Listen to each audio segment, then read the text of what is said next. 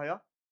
कल के पढ़ाने में मैंने आपको 1861, 1892 एंड 1858 ये तीनों बता दिया था।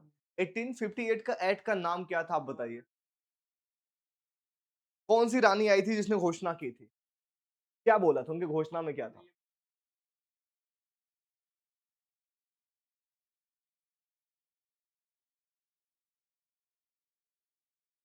कोई भेदभाव नहीं किया जाएगा। एग्जैक्टली और आप मुझे बताइए ब्लैक होल ट्रेजेडी कब हुई है? सही बात है। ट्रीटी ऑफ इलाहाबाद कब हुआ है? दीवानी राइट्स। दीवानी राइट्स मतलब टैक्सेशन सिस्टम एंड ऑल, जो पैसे की कलेक्शन टैक्सेशन कलेक्शन था, ये किसको मिला? कंपनी को मिला या किसी राजा को मिला था?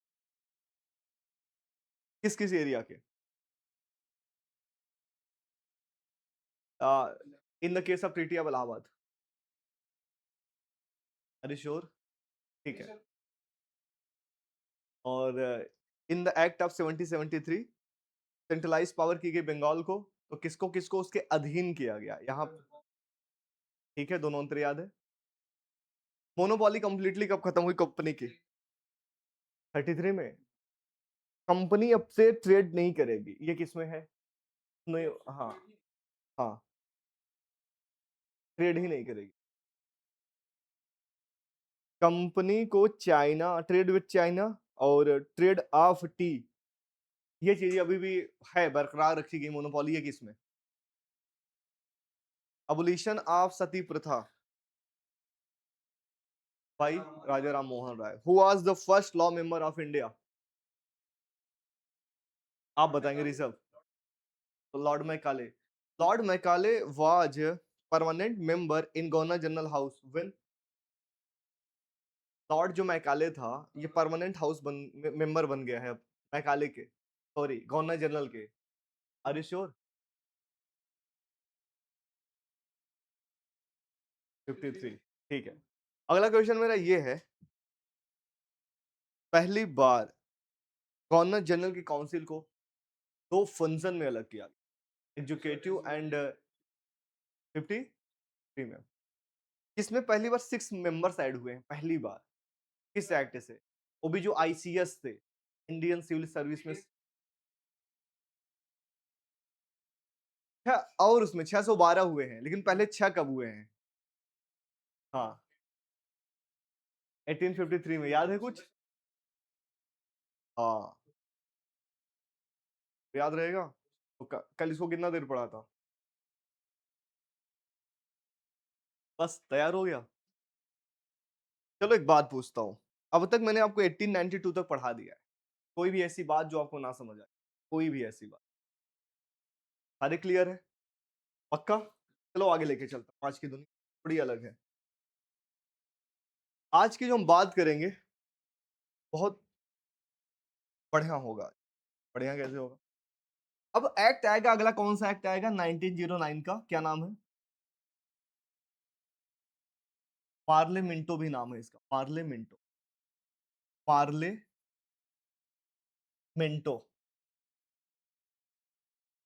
Minto act. एक बात याद करना, जब ऐसे भी आगे भी आएगा नाम चेम्सफोर्ड, मॉन्टेग्यू चेम्सफोर्ड, यहाँ पे एक्ट ऐसे लिखा होगा, ठीक है?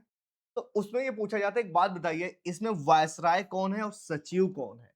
ये पूछा जाता है। इन नामों में ऐसे लिख दिया जाएगा। हाँ, तो एक ट्रिक से याद कर लेना, यहाँ पे स और यहाँ पे व लिख देना। ये सचिव या सेक्रेटरी और ये वायसराय हमेशा। तो एक ट्रिक है, ऐसे आगे मॉन्टेग्यू चेम्सफोर्ड नाम आएगा, तो उसमें भी याद कर लेना कि 100 लिख देना ऊपर, और 100 लिखने के बाद आइडिया। हाँ, वायसराय होगा हमेशा। तो मैंने बोला 100 लिखने के। अब हम आगे चलते हैं। आज का जो एक्ट है, मैंने बोला 1909 का पढ़ना है, लेकिन उसके पहले कुछ कहानियां घटित हुई है। सबसे पहले हुआ है 1905 में बंगाल का विभाजन, partition of Bengal. Partition of Bengal. सोचो बैकग्राउंड में चीजें चल क्या रही हैं कि 1909 का एक्ट आना है, लेकिन 1905 में बंगाल के विभाजन के बारे में बात चल रही है कि इसको हम 2 भागों में बाँट देते हैं, ईस्ट बंगाल में और वेस्ट बंगाल। फायदा क्या होगा? प्रशासन के लिए फायदा हो जाएगा, पर अंग्रेजों ने जानबूझ के ऐसा किया। रीज़न ये था, वो चाहते थे हिंदू मुस्लिम को तोड़ना, एकता को तोड़ना। ईस्ट एंड वेस्ट में बस यही चाहते थे, एक तरफ मुसलमान ज़्यादा थे, एक तरफ मुसलमान नहीं। तो उन्होंने सोचा कि ऐसा बाँटता हूँ कि जिससे हिंदू मुस्लिम के बीच में जो एकता है ना, ये निकलने चले, क्योंकि 1857 की क्रांति में उन्होंने देखा, हिंदू मुस्लिम की एकता सबसे मैक्स पे। इन्होंने पता, अगर अंग्रेजों यहाँ रूल करना चाह रहे हैं, तो उनके मन में एक चीज़ होना चाहिए कि जब तक इनके अंदर अगर डिवाइडेशन वाला बात नहीं है, यहाँ पे रूल, जैसे एक घर में 4 भाई हैं, चारों में अगर एकता है तो हम कभी भी उस घर, लेकिन अगर चारों भाइयों में हम आपस में लड़ा दिए, मैं जब चाहूँ तब हम, पता है दूसरा नहीं आए। यही बात है।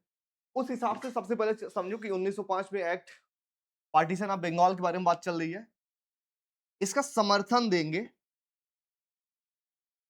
एक 1906 में एक नया मुस्लिम लीग की स्थापना होगी। मुस्लिम लीग, मुस्लिम लीग की स्थापना है। मुस्लिम लीग का नाम सुनोगे आगे, बहुत इंपॉर्टेंट है। तो मुस्लिम लीग ने इसका समर्थन दिया कि हाँ यार, पार्टीशन ऑफ बंगाल हो जाना चाहिए, ठीक है। और इसने अपने एक डिमांड रखी। क्या डिमांड रखी? कि मुसलमानों के लिए सेपरेट इलेक्टोरेट सिस्टम भी चाहिए। अलग से निर्वाचक मंडल का मतलब होता है कि अगर कोई मुसलमान खड़ा है, उसको वोट भी मुसलमान ही देगा। हिंदू को हिंदू देगा, मुसलमान को मुसलमान देगा। ये नहीं कि मुसलमान को हिंदू भी वोट दे सकता है, नहीं। तो इसको कहते हैं सेपरेट इलेक्टोरेट सिस्टम, एक अलग से व्यवस्था, धर्म के बेस पे। अगर हिंदू है हिंदू देगा, मुस्लिम है तो मुस्लिम। ये किसने डिमांड किया था? आगा खान ने। इसके अध्यक्ष थे मुस्लिम लीग के, ये चेयरमैन थे। अभी मैं लिखवाऊंगा आपसे, ठीक है। ये चेयरमैन थे मुस्लिम लीग के, और इन्होंने डिमांड किया, स्पेशली जाकर मिंटो से मिले। मिंटो से कहते हैं मेरी ये डिमांड है। मिंटो ने बोला ठीक है, मान लेंगे। इसका भी विरोध किया इंडियन नेशनल कांग्रेस ने। कांग्रेस ने इसका विरोध किया, और यहीं से स्वदेशी मूवमेंट स्टार्ट हुआ।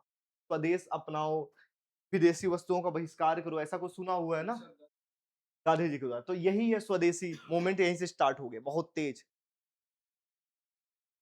ठीक है, यहीं से ये भी जान लो। अगर इंडियन नेशनल कांग्रेस की बात करो, आईएनसी के बारे में बात करो, इसकी स्थापना 1885 में हुआ है। किसके द्वारा हुआ है? ए ओ ह्यूम के द्वारा हुआ है, ठीक है। इसमें जो इंपॉर्टेंट फैक्ट है, दादा भाई नौरोजी, दादा भाई नौरोजी 3 बार इसके चेयरमैन बने हैं। और एक फैक्ट लिख सकते हो, क्या गांधी जी सिर्फ एक बार बने हैं इसके चेयरमैन, 1924 में, वो भी वेलगाम में। तो ये सारी बातें हैं, इसको चाहो अलग से लिख सकते हो। इंडियन नेशनल कांग्रेस के बारे में, इंडियन नेशनल कांग्रेस की स्थापना 1880। एयो यूम एक अंग्रेज का नाम है, इसने इसकी स्थापना की है।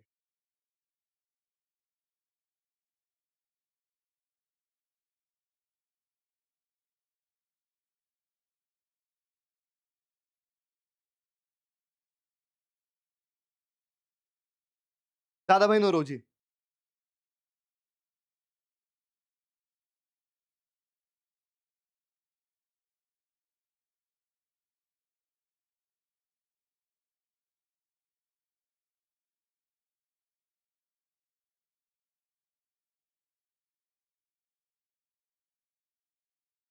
क्लियर है बच्चा? चलो, अब दादा भाई नौरोजी, ये तो अलग चीज थी। इंडियन नेशनल कांग्रेस के अलावा एक बात और समझो। मैंने बोला 1905 में पार्टीशन ऑफ बंगाल की बैकग्राउंड चल रहा है। 1906 में क्या हुआ? मुस्लिम लीग की स्थापना हो चुकी है। सोचो देश कैसे के टुकड़ों में टूट रहा है। पहले तो पहले भारत के तोड़ने की यहाँ बात चल रही है। अब ये लोग आकर के मुस्लिम लोग वाले अलग से कह रहे हैं भैया, आज से सेपरेट इलेक्टोरल सिस्टम होना चाहिए। मुसलमान कोई अगर खड़ा हो रहा है तो मुसलमान ही उसको। इसके आगे एक नई चीज और भी हुई 1907 में। क्या हुआ? इंडियन नेशनल कांग्रेस का पार्टीशन हो गया 2 भागों में, गरम दल में, नरम दल में। हाँ, गरम दल और नरम दल, एग्जैक्टली। गरम एंड नरम।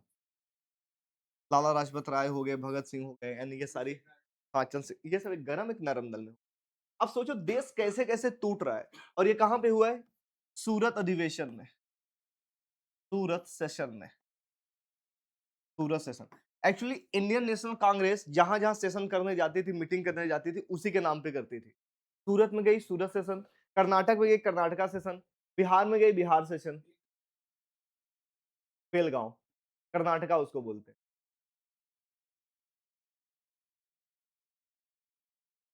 बिहार में गए हैं, ठीक है, 1917-18 के आसपास जो भी है। अभी एग्जैक्ट जो आपको मैं हिस्ट्री पढ़ाऊंगा, जब उसमें लेके चलूंगा वो अलग दुनिया है। अभी हम केवल पॉलिटी के हिसाब से पढ़ रहे हैं, ठीक है। तो हमें काम का क्या है कि हमें ये पता है कि 1909 का एक्ट आना है, और उसके पहले हमारे बैकग्राउंड में हमने आपको 1905 के बारे में बताया। क्या था 1905 में, 1905 में, ठीक है, बंगाल को विभाजन कर दिया गया, आगे रद्द भी हो जाएगा। और इसके बाद 1906 में, 1906 में, ठीक है, और 1907 में, ठीक है। अब ध्यान से समझना इसके आगे। अब फाइनली हमारा 19019 का एक्ट आ गया, इंडियन काउंसिल एक्ट, ये आ गया। इसमें सबसे पहले मिंटो ने ये बात मान लिया, ठीक है, जो मुस्लिम लीग ने डिमांड किया कि सेपरेट इलेक्टोरल सिस्टम डन। आज से अगर कोई मुसलमान खड़ा होगा उसको वोट भी कौन देगा, मुसलमान ही देगा, ये बात मान लिया गया। दूसरी बात क्या हुई, आपको एक चीज याद होगा, गवर्नर जनरल की काउंसिल में एक एग्जीक्यूटिव बॉडी थी, लेजिस्लेटिव थी। इसमें 3 मेंबर ऐड हुए थे, क्या नाम था? हाँ हाँ, 1861 में। 1909 में इसमें पहली बार कोई आदमी आएगा जिसका नाम होगा सत्येंद्र सिन्हा। सत्येंद्र सिन्हा, ये इंपॉर्टेंट है, अभी आगे मैं आपको बताऊंगा, ठीक है। इतना चीजें क्लियर। तो अब आपको ये समझ में आ गया कि गवर्नर जनरल की काउंसिल में पहली बार अब भारतीयों को सच में पावर मिल रही है। अब ये कानून बनाने के साथ साथ लागू कराने में कोई आ गया है, और इसमें पहली बार वोट देने का अधिकार मिल चुका है। सभी को नहीं, वोट तो 1920 में सारे देंगे, मतलब इलेक्शन होगा भारत में, यूनिवर्सल, यूनिवर्सल अभी भी कुछ भी नहीं है, कि अभी नॉमिनेशन होता था। अब यहां से पहली बार ऐसा होगा, अभी भी नॉमिनेशन ही है, इलेक्शन नहीं है। इलेक्शन 1920 में स्टार्ट होगा। इसमें यह कहा गया कि अब से ये वोट दे सकते हैं, जो 1861 में क्या था, केवल बोल सकते थे, कुछ भी नहीं कर सकते थे। 92 में बोल सकते थे, वोट नहीं दे सकते थे। अब इसमें पहली बार हो रहा है कि वोट भी दे सकते। क्लियर है? अब ये एक्ट क्लियर हो गया। अब इस एक्ट के बारे में ध्यान से देखो, आपको पढ़ा,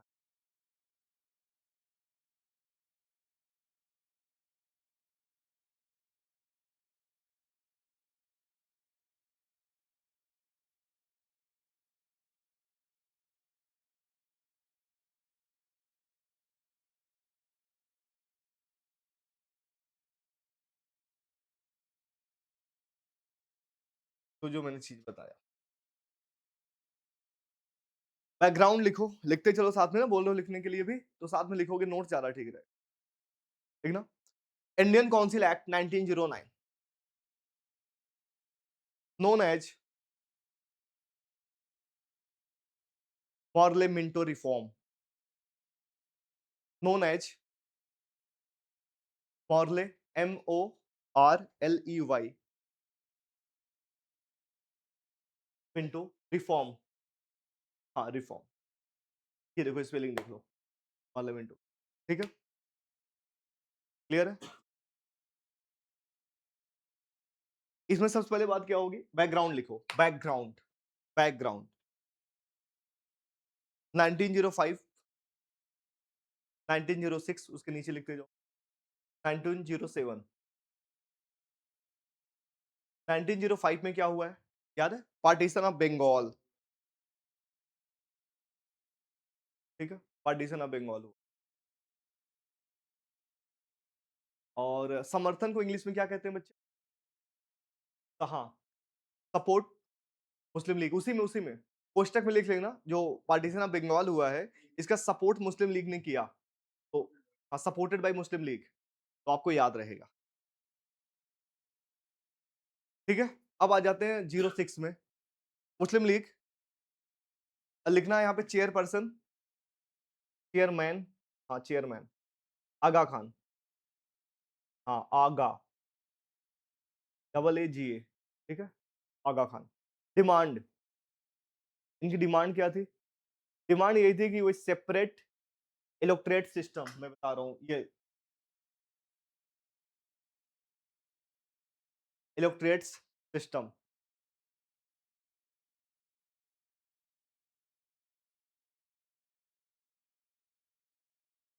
ठीक है?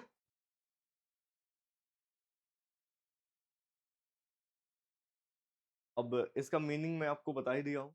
अब फाइनली इसमें हुआ क्या देखो, अभी तक मैंने हाँ, हाँ, हाँ, पार्टीशन ऑफ आईएनसी,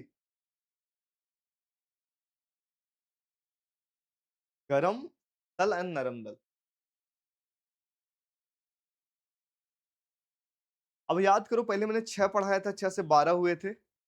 अब ये 60 हो गए हैं टोटल। हाँ, अब ये मेंबर 60 लेकिन किस में बढ़ रहा है? लेजिस्लेटिव में। ये बात याद रखना। तो इसको लिख लो, 12 से टिक बनाना 60 पे। ठीक है, याद रहेगा? 6 से 12, 12 से 60 हो गए। देखो यहाँ इंग्लिश में भी लिखा हुआ है, हिंदी में लिखा हुआ है। आपको परेशानी तो नहीं हो। क्लियर है? आगे चलूं बच्चा? 1909 में। हाँ, ठीक है, आगे चलो। ये बहुत इंपॉर्टेंट है। For the first time, for the first time an Indian was appointed to the, हाँ हाँ हाँ, for the first time an Indian was appointed to the viceroy, was appointed to the viceroy, viceroy में apostrophe s रहेगा, executive council, executive council, and he was Satyendra Sinha, Satyendra Sinha. Meaning समझ आया? बहुत important है ये। ठीक है, इसमें एक चीज और लिखना, पावर ऑफ मेंबर्स, नीचे एक हेडिंग डालना, powers of member, power of members लिख लिया। Now they could ask supplementary question, नहीं कर सकते थे, 1892 तक नहीं कर पाए हैं ये। Now they can asked supplementary questions, हो गया। Also the member could discuss the, also the member could discuss the budget and move resolution on the public interest and move resolution, move resolution on public matter। मतलब अब ये अपनी बातें भी देख सकते हैं पब्लिक इंटरेस्ट के चैप्टर पे। 1892 में क्या होता था, जैसे आपको कोई प्रश्न पूछना है पब्लिक इंटरेस्ट पे, 7 दिन पहले नोटिस देना होता था, अब नोटिस नहीं देना है, तो डायरेक्टली। और ये क्वेश्चन इसमें क्या पूछेगा पता है आपसे, कि पहली बार वोट देने का राइट कब मिला? 1909 में। बजट पे चर्चा भी नहीं कर सकते थे किसमें? 1861 में। याद आ रहा? 61 मैंने पढ़ा है, 92 में भैया हाँ चर्चा तो कर सकते हैं, वोट नहीं दे सकते, अब प्रश्न नहीं पूछ सकते। अब इसमें पहली बार ऐसा हुआ प्रश्न भी पूछ सकते हैं, तो सारी चीजें कनेक्ट हो रही है। तो अब इसके आगे चलते हैं, देखते हैं। एक बात इसमें और भी रख सकते हो अगर आपका मन है, जैसे 1919 में क्या हुआ, आज इसे पहली बार ऐसा होगा जब अगला एक्ट आएगा, तो जितना सेंटर है और स्टेट है मतलब प्रोविंसेस, ये अपना अलग अलग बजट तैयार करने का राइट्स मिलेगा। इनमें अभी कोई राइट्स नहीं दिया गया। No right to prepare own budget, अगर लिखना चाहो लिख लो, no right to their own princely legislative council budget, मतलब no right to prepare their own budget for princely legislative council. Prince provinces, provinces बोलते, प्रोविंसेज का मतलब होता है प्रांत। जैसे जब देश आजाद हुआ, छोटे छोटे छोटे, प्रांत का मतलब होता है एरिया। जैसे आपका गांव है, गांव में मैं मान लूं कि उसको 4 भागों में बांट दूं, गांव तो पूरा गांव ही है, लेकिन 4 भागों मतलब उसे 4 टुकड़े हैं, वही टुकड़े प्रोविंसेज कहलाएंगे। ठीक है, फॉर प्रोविंसेज क्या लिखवा है मैंने, no right to prepare their own budget for provinces legislative council. ये सब समझ आ रहा है? कोई डाउट तो नहीं है? बच्चा समझ आ रहा है? कोई डाउट? ठीक है, अब चलते हैं आगे। वही जो मैंने बताया कि इसमें पहली बार मान लिया गया, डिमांड उनकी थी कि सेपरेट इलेक्टोरल सिस्टम को लेकर के इसको ऑफिशियल लैंग्वेज में कैसे लिखोगे? मैं बता रहा हूं आपको, ऑफिशियल लैंग्वेज।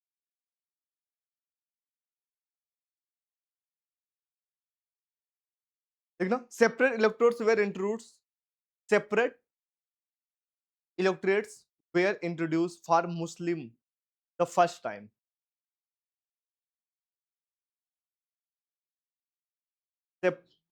लिखना, separate electorate were introduce, introduce हो गया for Muslim for the first time, for Muslim for the first time. Muslim member could be, इसी में का मीनिंग समझो, Muslim members could be elected by the, elected only by, sorry, elected only by Muslim voters। अब जो चीज मैंने बताई, देखो ये चीज तो ऑफिशियल लैंग्वेज में है, लेकिन अगर व्यवहारिक भाषा में अगर जाओगे सॉल्व करने के लिए तो सिंपल सी बात आप यही याद रखोगे। सर 1905 में क्या हुआ? पार्टीशन ऑफ बंगाल हुआ। 1906 में क्या हुआ? मुस्लिम लीग की स्थापना। उसने डिमांड किया कि हम मुसलमान हैं, हमारे लिए एक अलग से सेपरेट इलेक्टोरल सिस्टम चाहिए। आगा खान ने डिमांड किया था। 1909 के इंडियन काउंसिल एक्ट आया और उसमें डिमांड को मान लिया गया। इसके अलावा कुछ है ही नहीं। ये कुछ भी लिखा हो, ये तो बस आपका मैं नोट्स बनवा रहा हूँ, लेकिन जो मैं बातें बता रहा हूँ अगर ये याद करोगे लाइफ में कभी नहीं भूलो। कैसे? सबसे पहले अगर मैं आपको शुरू से स्टार्ट कराऊं, 1861 में क्या हुआ? मेंबर्स आए हैं लेजिस्लेटिव में, 3 मेंबर्स, डिसेंट्रलाइजेशन स्टार्ट हुआ, पावर वापस दे दी गई, बजट पे कोई राइट नहीं, ना कोई सप्लीमेंट्री क्वेश्चन पूछ सकते हैं, कुछ भी नहीं। 1891 में बजट पे चर्चा तो कर सकते हैं, डिस्कस, वोट नहीं दे सकते, ना सप्लीमेंट्री क्वेश्चन पूछ, लेकिन 1909 का आया, वोट भी दे सकते हैं, सप्लीमेंट्री क्वेश्चन भी पूछ सकते हैं, लेकिन अभी भी अपने लिए ओन बजट रेडी नहीं कर सकते। ये कुछ भी भाषा हो, ये तो मैं आपको नोट्स पूरा करा रहा हूँ, लेकिन जो मैं पढ़ा रहा हूँ, जो समझा रहा हूँ, ये सबसे ज्यादा इंपॉर्टेंट। ये तो आपको दुनिया में कहीं भी मिल जाए, तो ज्यादा ध्यान देना जो मैं समझा रहा हूँ। ठीक है, अब क्लियर है? कोई डाउट है तो बताओ, किसी भी प्रकार का? पानी के लिए क्लियर है? ठीक है, अब हम चलते हैं इसके आगे। एक मेन लाइन लिखना है, लॉर्ड मिंटो, आगे डैश लगाना, फादर ऑफ कम्युनल इलेक्टोरेट कहा जाता है इसको, father of communal, communal, communal electorate कहा जाता है इसको। क्यों कहा जाता है? क्योंकि इसके कारण इस देश में अब यहां पहली बार ऐसा आपको दिख रहा होगा कि हिंदू मुस्लिम स्टार्ट हो रहा है। आज तक इसके पहले हिंदू मुस्लिम जैसी कोई चीज थी नहीं। मुसलमानों को ये लगता था कि अगर 100 में से हम केवल 20 ही हैं, तो कल को अगर देश ही आजाद हो भी जाएगा तो हमारे खुद के राइट्स का क्या, हमारी बात सुनेगा कौन? और ये बात भविष्य का ज्ञाता देखता था मिंटो। मिंटो को पता था अगर ऐसी हम आगे नहीं लगाएंगे तो हम यहाँ पे रूल नहीं कर पाएंगे। सबसे पहला यही है। अभी तो हम हिंदू मुस्लिम में देख रहे हो ना, आगे अभी आप एसटी में देखोगे, एसटी के लिए भी बोला जाएगा। एसटी के अलावा पारसी, जैन, हर एक धर्म के लिए बोला जाएगा। तो ये न्यू पड़ती है। क्या सीरीज, कोई डाउट है आपका? मेरा वीडियो एडिट कर रहे हैं क्या आप?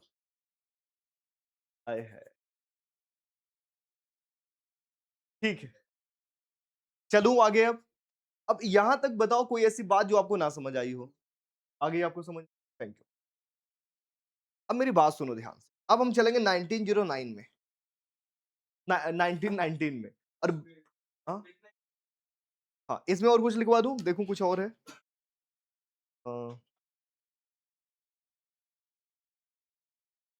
इसके बारे में अगर इसके सिग्निफिकेंट के बारे में लिखना चाहोगे तो ये चीज लिख सकते हो कि इट इंट्रोड्यूस सेपरेट, लिखना, it introduced separate electorates in India. पहला लाइन ये है,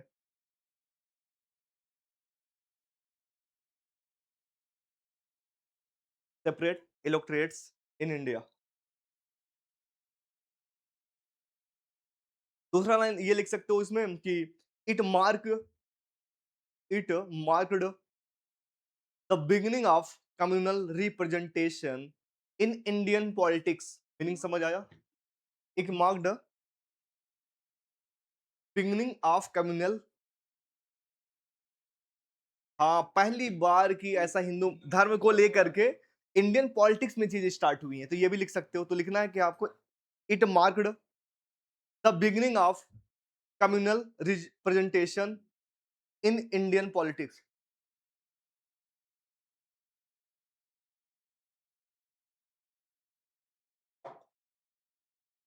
क्लियर है? अब हम चलते हैं थोड़ा आगे, इसमें कुछ खास बात तो है नहीं।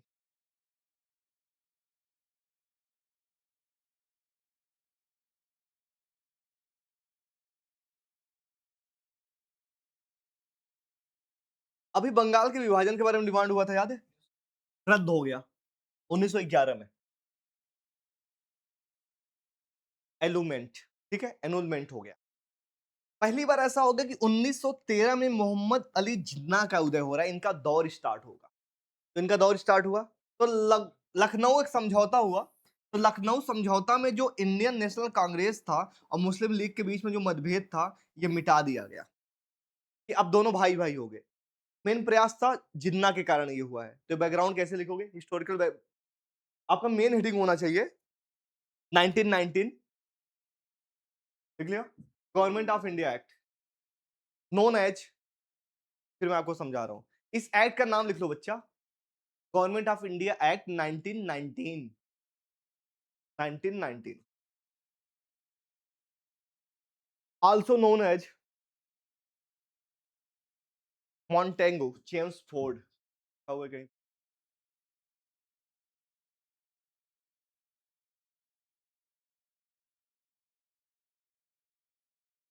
मॉन्टेगो, Montagu,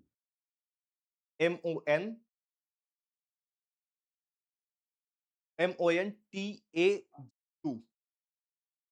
TU, Montagu, James, CHELM, Chelmsford reform.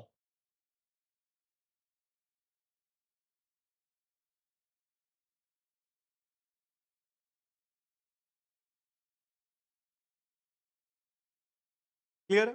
अब इस ऐड को ध्यान से समझो। अभी तक क्या हुआ था कि मुस्लिम लीग की स्थापना हुई थी, मुस्लिम लीग कांग्रेस के बीच में मतभेद था, लखनऊ पैक्ट हुआ, समझौता एक हुआ, किसके प्रयास में? मोहम्मद अली जिन्ना के प्रयास। ये चीजें फिर सही हो गई। अभी तक आपने देखा गरम दल नरम दल भी आपस में टूट गए थे, ये भी समेट लिया गया, ये भी अच्छे से हो गए। बंगाल का विभाजन भी था, उसको भी अच्छे से रद्द कर दिया गया। अब इतना सारी चीज होने के बाद, इतना अगर सारी चीज हो गई है, उसी के बाद एक एक्ट आएगा 1919, और ये एक्ट है बहुत इंपॉर्टेंट। नाम मैंने क्या बताया? Montagu Chelmsford. तो इसमें वायसराय कौन होगा ऋषभ? एग्जैक्टली, जेम्स बॉन्ड नहीं, फोर्ड। ठीक है, मुझे लगा कि जेम्स बॉन्ड बोलोगे। इसमें सबसे खास बात क्या हुआ है? एग्जीक्यूटिव बॉडी में अभी एक मेंबर से वो 1 से 3 हो गए, सबसे पहली बात याद रखोगे। दूसरी बात क्या हुआ? पहली बार प्रोविंसेज में, प्रोविंसेज में टायरकी आ गई। टायरकी, टायरकी का मतलब क्या होता है? ड्यूल गवर्नमेंट, दो चीजों में बांट देना। तो प्रोविंसेज में हुआ है पहली बार, प्रांत जिसको हिंदी में बोलते हैं, दो भागों में। एक बोला गया ट्रांसफर सब्जेक्ट में, और एक बोला गया रिजर्व सब्जेक्ट में। कुछ याद करो, मैंने एक चीज समझाई थी आपको, डिवीजन ऑफ पावर में क्या क्या होता है?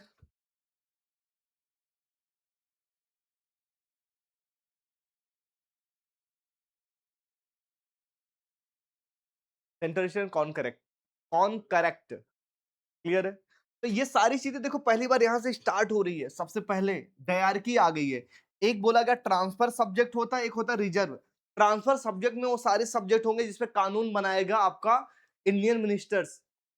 कौन बनाएगा? Indian minister. और ट्रांसफर कानून का मतलब, अगर इंडियन मिनिस्टर कोई भी कानून बना रहा है तो परमिशन किससे लेना पड़ेगा? वायस राय से। वायस राय से कुछ भी इसमें लिखा हो, कोई भी सब्जेक्ट, कानून बनाने का अधिकार इंडियन मिनिस्टर को तो होगा, लेकिन वो रिस्पॉन्सिबल होंगे किसके लिए? अपने हर एक काम के लिए पूछेंगे। किससे पूछेंगे? वायसराय से। अगर वायसराय ने साइन किया, इसमें कुछ भी लिखा हो, जैसे अभी स्टेट लिस्ट हम पढ़ते हैं, इसमें डायरेक्ट हम कानून बना देता है स्टेट, किसी से साइन तो नहीं कराता ना केंद्र से। लेकिन जो पहले था ट्रांसफर सब्जेक्ट में जो भी लिखा होगा, राइट था बेशक इंडियन मिनिस्टर्स का, लेकिन अगर इसको कुछ भी कानून बनाना है तो परमिशन लास्ट लेना पड़ता था किससे? वायसराय से। तो रिजर्व सब्जेक्ट किसके पास होगा? वायसराय के पास। क्या इसको परमिशन लेना पड़ेगा? क्या वो रिस्पॉन्सिबल होगा? नहीं, कुछ भी नहीं। तो पहली बार इंट्रोड्यूस हुआ प्रोविंसेस में डायरकी और किस-किस सब्जेक्ट में? ट्रांसफर एंड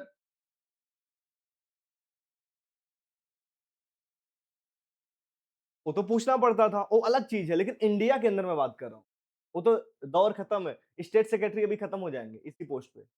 पोस्ट हटा दिया जाएगा, उनको नया नाम दे अभी बता रहा हूँ उसका विरोध होगा। पहले इतना समझो ये समझ आया? अगर मैं आपसे कहूँ कि कंपनी में पहली बार ड्यूल गवर्नमेंट कब आई है, तो क्या बताओगे? ईस्ट इंडिया कंपनी में?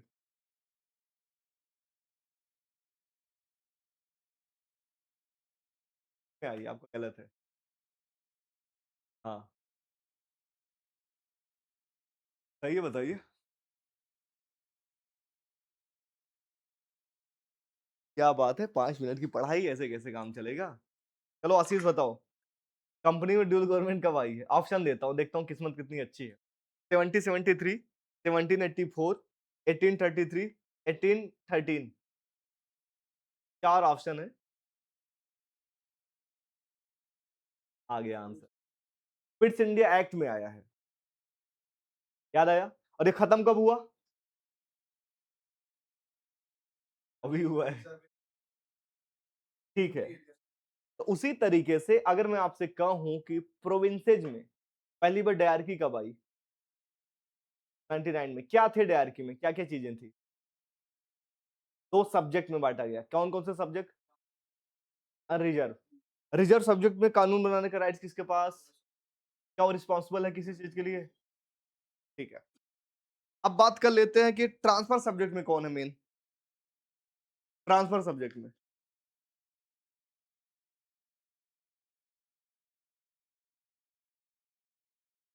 कानून बनाने का राइट किसके पास है ट्रांसफर में? नहीं, नहीं, इंडियन मिनिस्टर के पास। याद रखोगे? कोई मेसअप सा तो नहीं हो रहा? खिचड़ी तो नहीं बन रही? अब यही 1935 में खत्म हो जाएगा। तो लेकिन अभी आपको सिर्फ इस एक्ट में इतना याद करना है कि जो हमने स्टार्ट किया था, प्रोविंसेज की बात हमने स्टार्ट किया और प्रोविंसेज को मैंने 2 भागों में बांट दिया। आज से एक रिजर्व सब्जेक्ट होगा और ट्रांसफर सब्जेक्ट होगा। ट्रांसफर और रिजर्व में वायसराय ही मेन मालिक होगा। कोई भी कानून खुद से बना सकता है, किसी के लिए रिस्पॉन्सिबल नहीं होगा, ना किसी से पूछेगा। इन the case of transfer, Indian minister इस पे कानून बनाएंगे। लेकिन जरूरी नहीं है, आपातकाल की स्थिति में, इमरजेंसी के केस में ये किसी भी सब्जेक्ट पे कानून बना सकता है। समझने का वैलिड है। ऑर्डिनेंस का एक पावर आया था, किस एक्ट में? Are you sure? परफेक्ट। और अभी वर्तमान में वही सेम प्रेसिडेंट के पास भी है, किस एक्ट में? कौन सा आर्टिकल मैंने बताया था? पढ़ाया तो था मैंने, ये मुझे याद। 135। Are you sure? 123 ये है प्रेसिडेंट का पावर ऑर्डिनेंस का, और 213 किसका है? गवर्नर का। आगे पढ़ाऊंगा लेकिन याद करते चलो, ठीक है? तो ऑर्डिनेंस की पावर 123 ऑफ प्रेसिडेंट, 213 गवर्नर का। तो ये चीज क्लियर हुआ। अब हुआ क्या कि अब इतना बातें कह दी गई और हमने पहली बार बोला 1919 में आके बोला, आज से हम जो स्टार्ट करेंगे अपने भारत में, स्टेप बाय स्टेप हम सुधार करने जा रहे हैं। तो हम कोई चीज लागू करेंगे तो उसका रिव्यू भी लेंगे, समीक्षा भी करेंगे। तो इसकी समीक्षा करने के लिए बोला गया हर 10 साल के बाद एक कमिटी बने। अच्छा, इसमें एक क्वेश्चन और आता है, पता है क्या? 1919 का एक्ट ब्रिटिश पार्लियामेंट में कब आया? वहां पे पारित कब हुआ? वहां पे प्रपोजल 1917 में आया है, भारत में 1921 में आया, और नाम है 1919। भारत आया, भारत में आके इसने घोषणा किया 1921 में। वहां पे लागू कब हुआ? 1919 में। ब्रिटेन में जब चला है ये, ब्रिटेन में बिल कब लाया गया था? 1917 में। नहीं समझ आया? नहीं समझ आया। जैसे मैं कहूं कि जैसे आप ऐसे बता रहा हूं, जैसे आप चल दिए हो अपने घर पे 10,000 रुपए मांगा आपने एमपी में कि पापा मुझे 10,000 रुपए चाहिए। 10 तारीख को आपने ट्रेन पकड़ लिया कोचिंग का एडमिशन कराने के लिए। 15 को आप दिल्ली पहुंच रहे हो और 20 को एडमिशन करा रहे हो। पैसा मांगा कितने तारीख को? सबसे पहले कोचिंग की बात स्टार्ट हुई है 10 तारीख को। एडमिशन के लिए दिल्ली आ गए हो कितने तारीख को? 15 को। और अपनी बातें कितने तारीख को मनवा लिया? 20 तारीख को जब एडमिशन हो गया। तो ये जो एक्ट है सबसे पहले 1917 में प्रपोजल आया कि हम ऐसा भारत में चाहते हैं। तो ये एक्ट वहां पे पार्लियामेंट में 1919 में पारित हो गया ब्रिटेन में। और फिर भारत आया 1921 में। क्लियर है? जैसे आपको पैसे वाला समझा दिया, अब नहीं भूलोगे कि पहले पापा से मैंने बोल दिया कोचिंग का इरादा बना रहा हूँ, कोचिंग में एडमिशन कराना है, तो पापा ने पैसे दे दिए। दिए हैं 1917 में। दिल्ली पहुंच रहे हो कि आज पहुंच गया मैं, तो 1919 में यही मेरठ वाले के पास में रूम ले लिया। अब फाइनली डेल्टा रैंकर्स में आ रहे हो 2 दिन बाद 1921 में। समझ आ गया? तो हमने बोला कि आज से अगर हम यहाँ अच्छे से सुधार करेंगे, क्रमिक रूप से हम स्टेप बाय स्टेप चलेंगे, तो रिव्यू करने के लिए हर 10 सालों के बाद हम एक कमेटी बनाएंगे। 1919 के हिसाब से कब बनना चाहिए? 1930 में। पर ब्रिटेन में चुनाव है। 1927-28 का जो दौर है, चुनाव का दौर है। तो हमने सोचा 2 साल पहले ही बुला लेते हैं। कब आएगा? 2 साल पहले 27 में। उसका नाम हो साइमन कमीशन। नाम सुना है? तो लिखोगे, पहले इसके बारे में लिखवा दूं? 19 हाँ, तो इसको लिखवा दूं ना, वही तो मैं कह रहा हूँ।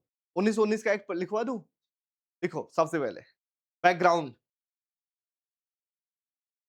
बैकग्राउंड में लिखना 1911 सबसे पहले, 1913 उसके नीचे, और उसके नीचे लिखोगे 1916, 1916,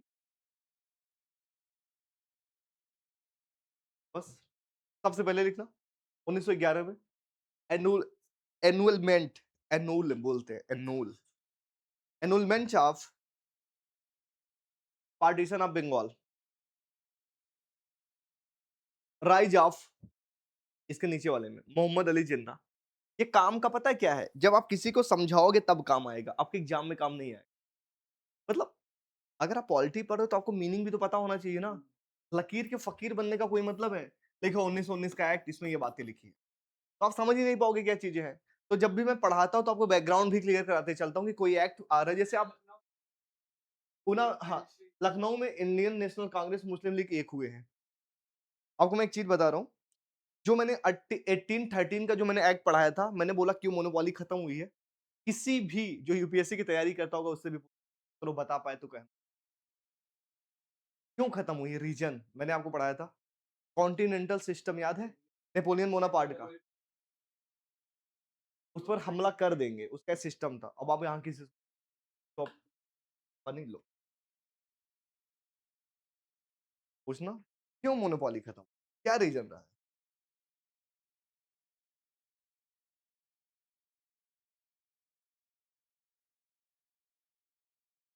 कौन से भैया हैं यहाँ पे बने हुए हैं? अभी नया नया है यहाँ पे। नहीं नहीं, वो लोग जो हैं यहीं पे दोस्ती हुई है। नहीं नहीं, तब बातें मत करना। वो लोग यहाँ पे जितने बुद्धिजीवी हैं वो हमेशा ये शो करेंगे कि वो बहुत बुद्धिजीवी हैं। ये कभी भी मत यहाँ पे किसी को भैया भैया मत बनाना, अच्छे से।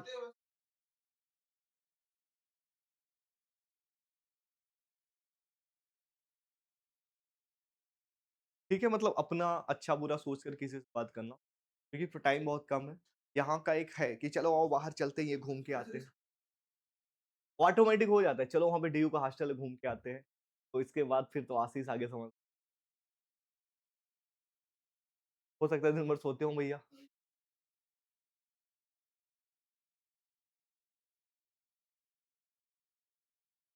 सात हो गए हैं। धर्मदल जो है अब ये फिर से एकीकरण हो गया, मतलब अब मर्ज हो गए। जो टूटी हुई थी पार्टी एक हो गई। तो अब इस एक्ट के बारे में लिखोगे थोड़ा सा, 1919 के एक्ट के बारे में की फीचर्स लिखो। इंट्रोड्यूस, इंट्रोडक्शन ऑफ डायरकी, सबसे पहला लाइन है इंट्रोडक्शन ऑफ डायरकी। हाँ, अभी तो मैंने यही पढ़ाया, introduction of dyarchy, DYAR, DYARCHY, introduction of dyarchy. पहला हेडिंग डाल लिया। अब उसके नीचे लिखना पॉइंट बनाकर, point. Hierarchy was introduced in the provinces. Hierarchy was introduced in the provinces for the first time.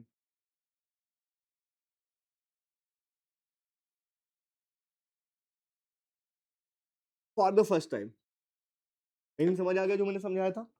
दूसरा लाइन इसमें लिखना, provincial subjects were provincial provincial subjects were divided into reserved and transfer subject and transfer subject.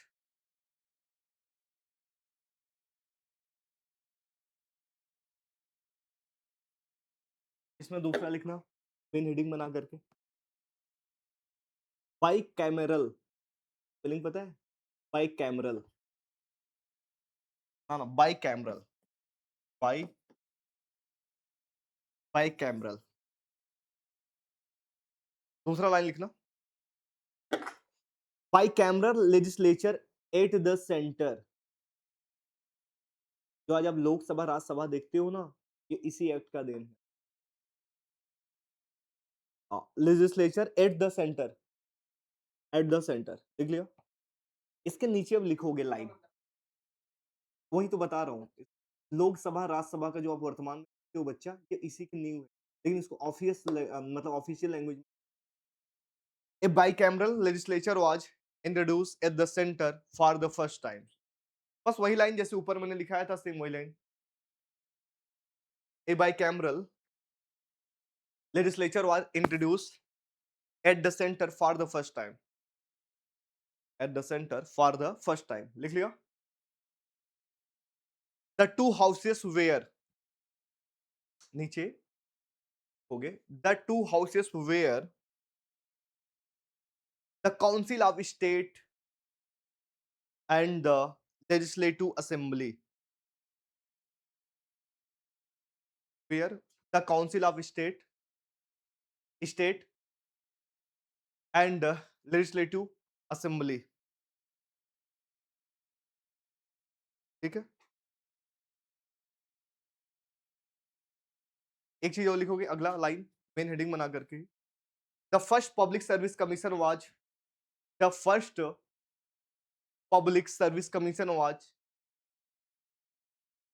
public service commission was established in 1926,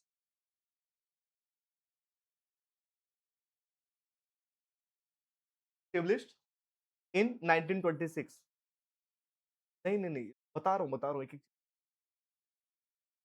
हाँ, public submission की बात हो रही है, UPSC, state PCS, ये सारी जो बातें नहीं होती है, तो इसका पहला कमीशन बना पहली बार 1926 में, ये बात कर रहा है।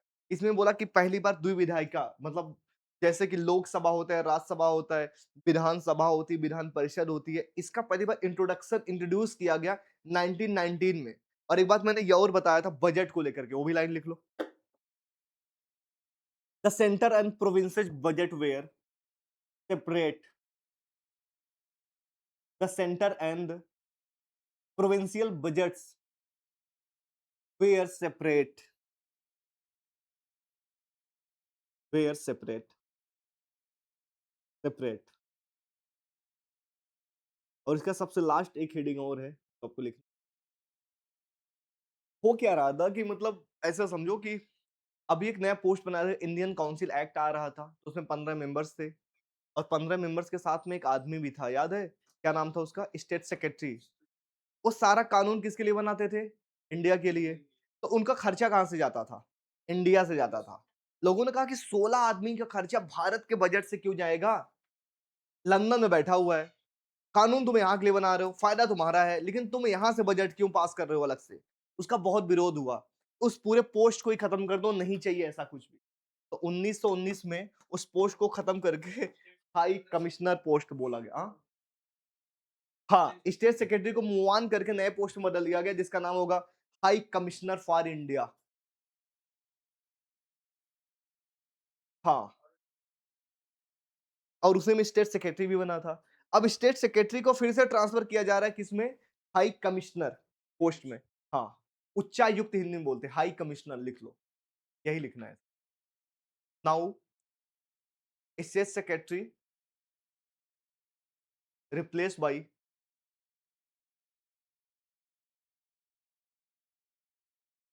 हाई कमिश्नर, कमिश्नर, ठीक है? इसमें बहुत देखो खास-खास बातें हुई हैं। 1919 का एक्ट बहुत इंपॉर्टेंट है। सबसे पहले मैंने क्या बताया था? प्रोविंसेस में डायरकी आ गई है। इसमें 2 एक ट्रांसफर सब्जेक्ट है और एक क्या है? रिजर्व सब्जेक्ट है। दूसरी बात क्या है इसमें मैंने बताया? दूसरी मैंने ये बताया कि बाइकैमरल सिस्टम आया। लोकसभा, राज्यसभा की नींव पड़ी है। ये एक्ट लोकसभा, राज्यसभा नहीं है। लेकिन लोकसभा, राज्यसभा जैसी फाउंडेशन दिख गई है आपको यहाँ से कि अब 2 कैमरल है। एक तो स्टेट लेजिस्लेचर असेंबली है। हाँ, 2 चीज़ें हो गई। तीसरा मैंने बोला कि जो वायसराय था, वायसराय को ट्रांसफर किया गया हाई कमिश्नर पोस्ट पे, ठीक है? स्टेट सॉरी हाँ, स्टेट सेक्रेटरी को, क्लियर है? इसके अलावा और मैंने क्या लिखवाया? अब पहली बार बजट को अलग किया गया, अभी तक बजट अलग नहीं किया। पहले केवल एक ही बजट पास होता था, जो लंदन से निकला, बोल दिया भारत के लिए बजट बना के दे रहे हैं। अब भारत के अंदर जो अंदर अंदर जो हैं सारे छोटे-छोटे प्रांत है जहाँ पे किंग रहते हैं, गवर्नर रहते हैं, ऐसे तो बहुत सारे होंगे ना टुकड़ों में। अब उस सब के लिए अलग-अलग बनाया गया, ये बात कही गई। और इसके अलावा 1926 में पब्लिक कमीशन, पीसीएस नहीं बोलोगे उसको, सिर्फ पब्लिक, हाँ पीएससी, वो सबके लिए है, पूरे भारत के लिए। जैसे आईसीएस के बारे में बात कर लो उसी तरीके से, क्लियर है? अब मुझे बताओ यहाँ तक कोई बात जो आपको ना समझ आए। 1919 तक ये एक्ट हो गया। अब इसके आगे एक कहानी सुनो, बहुत इंटरेस्टिंग कहानी है। 1919 का एक्ट आया, होना था चुनाव ब्रिटेन में। तो 1927 में क्या हुआ? साइमन कमीशन आ गया भारत। और साइमन कमीशन में 7 आदमी थे और 7 के 7 थे अंग्रेज थे। अब इंडियंस का पारा गर्म हुआ कि एक बात बताओ, ये हमारे लिए आया है, हमारे रिव्यू के लिए आया है, तो फिर इसमें अंग्रेज ही क्यों है? तो नारा लगा, साइमन गो बैक। और इसमें नारा लगाने में सबसे बड़ी भूमिका किसकी थी? लाला लाजपत राय की। तो एक पुलिस था, हाँ, सैंडर्स ने क्या किया? लाठीचार्ज की ऑर्डर कर दिया और उसी समय इतनी बुरी तरीके से पीटा कि इनकी डेथ हो गई। तो जिसका हत्या का बदला कौन लेते हैं? भगत सिंह। ठीक है, फिर उनको फांसी दी जाती है। क्लियर है? अब ये बातें अलग है, वो बातें मैं अलग बता रहा हूँ, ये बातें समझना। 1927 में साइमन कमीशन आया, तो साइमन कमीशन ने सबसे पहले बोला, जो तुमने प्रोविंसेस में हायरार्की स्टार्ट की थी, ट्रांसफर और रिजर्व, ये खराब चीज है, इसको खत्म कर दो। इसका रिकमेंडेशन था कि प्रांतों में द्वैध शासन नहीं होना चाहिए। क्लियर है? सबसे पहले इसने ये बोला। आना चाहिए था 29 में, आया 2 साल पहले क्योंकि चुनाव था। और साथ में हम लोगों ने बार-बार डिमांड कर रहे थे कि हमें संविधान बनाना है, खुद का संविधान बनाना है। तो वहां पे एक हाई कमिश्नर था, बोला अंग्रेजों से कि यार ये लोग इंडियंस ना बहुत कूद रहे हैं, बार बार ये कह रहे हैं कि हमको क्या चाहिए? फ्रीडम चाहिए, फ्रीडम चाहिए। तो इनकी इतनी औकात है, वो लोग खुद का संविधान बना ले। ये चाहते क्या? इनको कुछ पता भी है, अगर हम लोग छोड़ दें तो ये लोग कुर्सी से गिर पड़े, खड़े भी ना हो पाए। इसी समय में हम लोग को गुस्सा आया और 1928 में मोतीलाल नेहरू के नेतृत्व में एक नेहरू रिपोर्ट आई। नाम सुना है? पापा थे। नेहरू रिपोर्ट आई और नेहरू रिपोर्ट में पहली बार हमने एक डिमांड किया, डोमिनियन स्टेटस का। डोमिनियन,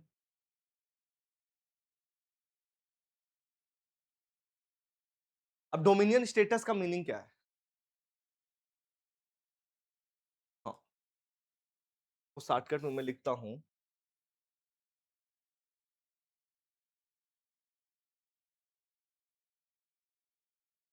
डोमिनियन स्टेटस का मीनिंग ऐसे समझो कि ऐसे, सपोज करो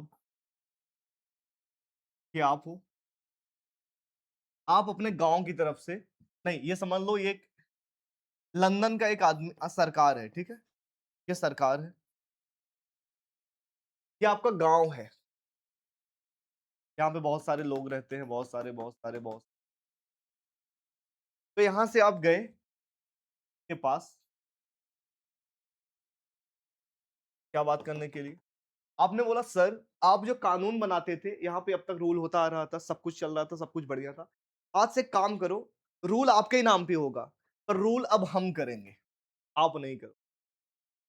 अब मीनिंग समझ आया डोमिनियन स्टेटस का मतलब? अब जैसे आशीष है, आशीष अब तक क्या करता था कि आशीष का खुद का कुछ नहीं था, बाहर से कोई आता था जो काम करता था, ये मानने लग जाता था और सारा काम उन्हीं के नाम पे होता था और इनका पास कोई पावर नहीं था। आशीष बोला देखो सिस्टम मेरा है, कंप्यूटर मेरा है, कंप्यूटर अब मेरे नाम से चलेगा, सब कुछ यहाँ मैं करूंगा, लेकिन साइन कराने आपके पास आ जाऊंगा। आप टेंशन मत लो, जैसे बोलोगे वैसे ही काम होगा, लेकिन रूल हम करेंगे।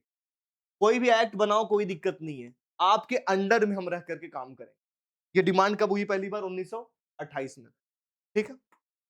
इसके बाद 1929 की कहानी पे। अब ये डिमांड माना नहीं गया है, नेहरू जी ने डिमांड करके छोड़ दिया है, मोतीलाल नेहरू थे। अब एक लाहौर सेशन होगा। लाहौर सेशन का मतलब ये कहां पे सेशन हुआ है? इसके अध्यक्ष कौन है? इनका बेटा जवाहरलाल नेहरू। इसने बोला, आजादी की घोषणा के लिए क्या बोला? 31 दिसंबर को रात को 12 बजे 1929 में नदी के किनारे जाके झंडा फहराया और ये बोला कि आने वाला 26 जनवरी 1930 हमारा स्वराज दिवस है। क्या है? हमारा आजादी वाला दिवस है, स्वराज दिवस है। अंग्रेजों, तुम मुझे आजादी दो या मत दो, हम आजादी लेके रहेंगे। बात क्लियर है? किसने बोला? कितने तारीख को बोला है? हाँ, और कितने तारीख के लिए बोला है? 26 जनवरी 1930। इसीलिए आज आप देखोगे 26 जनवरी को हम संविधान दिवस मनाते। हमारा संविधान रेडी हो गया था 26 नवंबर को ही। हमने 2 महीने वेट किया है सिर्फ इन बात रखने के लिए। ये क्लियर है? तो ये भी बातें नहीं मानी गई। फाइनली इन सब के बाद 1935 का एक्ट आया और 1935 के एक्ट में, हाँ, रात को 12 बजे 1935 के एक्ट में सबसे पहले जो प्रोविंसेस में डायरकी थी, याद है? ट्रांसफर और रिजर्व, किसने बोला था खत्म करने के लिए? साइमन कमीशन ने रिकमेंड किया था, ये खत्म कर दिया। पहली चीज खत्म। अब यहां से सेंटर में डायरकी स्टार्ट हो गई। अब सेंटर में स्टार्ट हो गई। कितना कुछ पढ़ना है कि अभी तक प्रोविंसेस में स्टार्ट था 1919 में, 1935 में उसको खत्म कर दिया और 35 में कहां स्टार्ट हो गया? सेंटर में। तो कल मैं आपको पढ़ाऊंगा 1935 के एक्ट के बारे में सब। लेकिन आज की क्लास कैसी रही है बताओ? क्या आया? कोई ऐसी बात जो ना समझ आई हो मुझे ये बता दो। हाँ, कुछ भी ऐसी बात? क्लियर है? नोट्स अच्छे से बन रहे हैं? पीआईक्यूज वही तो एक्ट है ना। बैकग्राउंड बता तो दिया, कल पढ़ाऊंगा फिर बताऊंगा ना। एक तो साइमन कमीशन है, राउंड टेबल कॉन्फ्रेंस है, हाँ, गोलमेज सम्मेलन 1930, 31, 32, पूना पैक्ट है। तो ये तो कल पढ़ाऊंगा ना ये सारी चीजें, तो बैकग्राउंड में तो लिखवाऊंगा, उसका टेंशन नहीं लो। ठीक है बच्चा? ठीक है, जाओ एंजॉय करो।